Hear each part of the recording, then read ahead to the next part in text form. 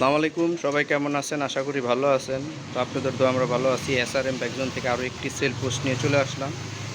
তো বৃষ্টি আজকে ৩-৪ দিন ধরে সেল পোস্ট দিতে পারি না বাইরে থেকে। তো আজকে শোরুমের ভিতর থেকে একটি চায়না বাইকের আজকে সেল পোস্ট দিব। তো আমরা আসলে চায়না বাইক কিনি না, কিন্তু এই গাড়িটা এত ফ্রেশ পাইছি, মানে এই জন্য না নিয়ে আর পারলাম না। যাই হোক, যারা রোডমাস্টার র্যাপিডো খুঁজতেছেন ফ্রেশ কন্ডিশনের কম বাজেটে স্মার্ট কার্ড প্রথম মালিকের গাড়ি খুঁজতেছেন কাগজের ঝামেলা ছাড়া, তারা আমাদের এই গাড়িটা দেখতে পারেন।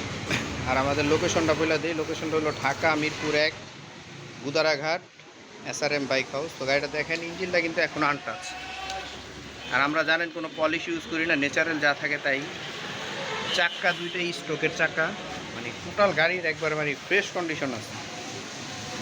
এই গাড়িটার এমন একটা প্রাইস দিব ভাই, এই যে সামনের চাকা, এটা প্রাইসটা শুই না মানে সবাই অবাক হয়ে যাবেন। এটা কিন্তু সিবিএস এবিএস সব আছে, এবিএস সব আছে, একবার ফ্রেশ কন্ডিশনের রোডমাস্টার। এটা ডিজিটাল প্লেট, স্মার্ট কার্ড এবং কি প্রথম মালিক। এটা একটা মুরব্বী ইউজ করছে, তো গাড়িটা অনেক যত্ন সহকারে ইউজ হয়েছে, যার কারণে ইঞ্জিনটা এখনও ফলো আসে।